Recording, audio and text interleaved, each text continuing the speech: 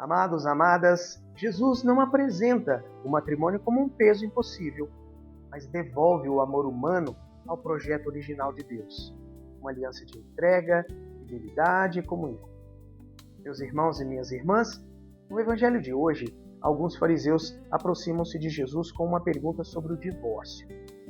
Mas São Mateus já nos adverte que eles não estão buscando sinceramente a verdade. Aproximam-se de Jesus para o tentar. Então, eles perguntam: é permitido ao homem despedir sua esposa por qualquer motivo? Aqui precisamos entender porque naquele tempo havia discussões entre os mestres de Israel sobre quais motivos poderiam justificar o divórcio. Alguns defendiam interpretações, inclusive, bastante amplas. Jesus, porém, não entra simplesmente naquela disputa. Ele conduz seus interlocutores para algo muito mais profundo. Em vez de perguntar em quais situações posso romper, Jesus pergunta, por assim dizer, qual era o projeto de Deus desde o princípio? E responde recorrendo ao livro do Gênesis. O Criador, desde o início, os fez, homem e mulher, e os dois serão uma só carne. Entenda, amados e amadas, aqui está a primeira grande chave deste Evangelho. Porque para compreendermos o matrimônio, não podemos partir somente das fragilidades humanas. Precisamos partir da intenção do Criador. O matrimônio não é apenas um contrato civil, nem simplesmente a decisão de duas pessoas de permanecerem juntas enquanto tudo funciona bem. No projeto de Deus, homem e mulher entregam-se reciprocamente e constituem uma verdadeira comunhão de vida. Por isso Jesus declara: já não são dois, mas uma só carne. Portanto, o que Deus uniu, o homem não separe. Amados, amadas, essas palavras estão na raiz daquilo que a Igreja ensina sobre a unidade e a indissolubilidade do matrimônio. Quando um homem e uma mulher validamente batizados celebram o matrimônio sacramental e o consumam, esse vínculo não é simplesmente uma realidade privada. Torna-se sinal da própria fidelidade de Cristo à sua Igreja. Cristo ama a sua Igreja não enquanto ela é perfeita. Ele ama, santifica, perdoa e permanece fiel. É exatamente nessa fidelidade de Cristo que os esposos cristãos encontram não apenas um modelo, mas também a graça para viver sua própria aliança. Os fariseus, então, vão questionar Jesus. Como é que Moisés mandou dar certidão de divórcio? Jesus corrige imediatamente essa interpretação. Moisés não apresentou o divórcio como ideal de Deus. Ele o permitiu por causa da dureza do coração. Amados, amadas, essa expressão é muito importante. A dureza do coração é a resistência do ser humano ao projeto de Deus. É quando o egoísmo, o pecado e a incapacidade de amar segundo a vontade divina ferem o que havia sido criado para a comunhão. Jesus acrescenta: mas não foi assim desde o início. Cristo não veio simplesmente adaptar a vontade de Deus à nossa fragilidade. Veio também curar o coração humano, devolver-nos pela graça aquilo que o pecado tornou difícil e conduzir-nos novamente ao projeto do Pai. Quando Jesus afirma que aquele que se divorcia e contrai nova união comete adultério, ele reafirma a seriedade do vínculo matrimonial.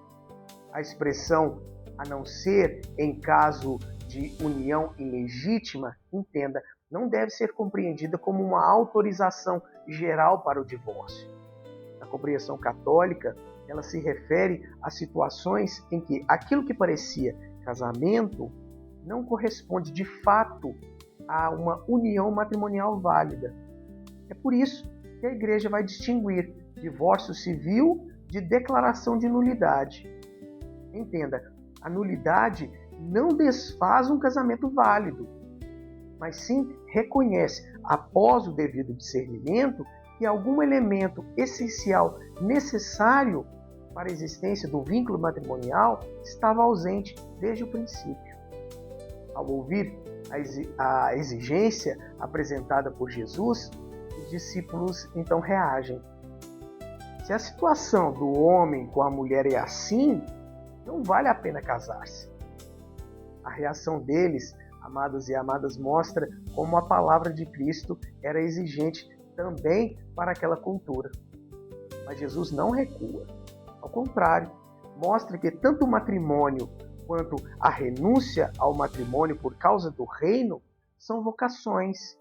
E vocação é sempre resposta a uma graça.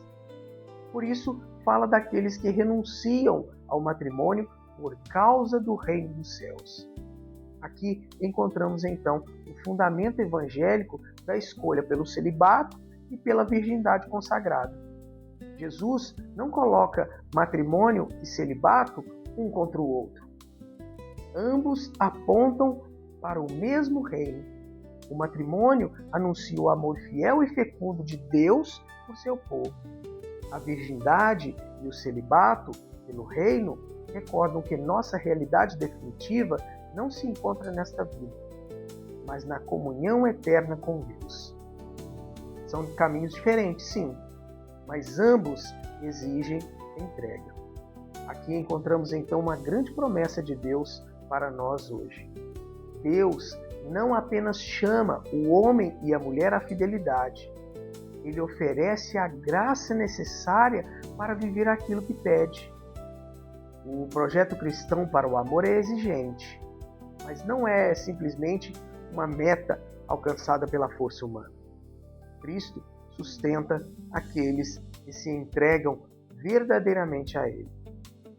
Isso, amados e amadas, não significa ignorar as situações dolorosas existentes nas famílias. Existem casamentos profundamente feridos, situações de abandono, violência e sofrimento. A defesa da indissolubilidade nunca significa obrigar alguém a permanecer exposto à violência ou ao perigo. Em determinadas situações, a separação pode tornar-se necessária para a proteção e a segurança dos envolvidos. Mas preste atenção, sem que isso, por si só, dissolva o vínculo matrimonial válido diante de Deus e da igreja. A verdade precisa caminhar, mas sempre acompanhada da misericórdia. A ordem de Deus neste evangelho é clara. O que Deus uniu, o homem não separe. Aos casados, o Senhor chama à fidelidade, ao perdão, ao diálogo e à renovação cotidiana da entrega. Aos demais, ensina a respeitar e sustentar a vocação matrimonial e não banalizá-la. Daqui, então, nasce um princípio eterno para nós hoje. O amor verdadeiro não pergunta apenas quanto pode receber. Pergunta também quanto está disposto a permanecer, servir e entregar-se. O amor cristão não se reduz ao sentimento. Sentimentos são importantes, sim, mas mudam. A aliança permanece porque aprende todos os dias a transformar o amor em decisão, fidelidade e dom de si. Amados irmãos e irmãs, a grande mensagem enigmática deste evangelho é: Jesus veio curar aquilo que o pecado feriu no coração humano. Na cruz, ele manifestou o amor que permanece fiel até o fim. Pela ressurreição, concede-nos uma vida nova e pelo Espírito Santo torna possível amar para além de nossas próprias forças. Por isso, o matrimônio cristão não aponta simplesmente para o amor de um homem e de uma mulher. Ele é chamado a tornar visível no mundo algo do próprio amor de Cristo. Um amor que se entrega, perdoa, permanece e não abandona. E o que essa palavra nos pede hoje? Se você é casado, pergunte-se: em que aspecto preciso voltar a cuidar da aliança que Deus me confiou? Talvez meu irmão, minha irmã, seja necessário retomar o diálogo, pedir perdão, oferecer mais tempo, rezar juntos ou procurar ajuda diante de uma dificuldade que vocês já não conseguem enfrentar sozinhos. Se você não é casado, pergunte-se: tenho discernido minha vocação como chamado de Deus ou apenas segundo minhas conveniências? E todos nós podemos nos perguntar: meu modo de amar revela fidelidade ou apenas permanência enquanto tudo corresponde às minhas expectativas? Amados irmãos e irmãs, que o Espírito Santo cure a dureza dos nossos corações, fortaleça os esposos em sua aliança, sustente aqueles que vivem em consagração pelo reino e nos ensine que toda verdadeira vocação é, antes de tudo, um caminho de amor e entrega. Amém. Louvado seja o nome do nosso Senhor Jesus Cristo, para sempre seja louvado.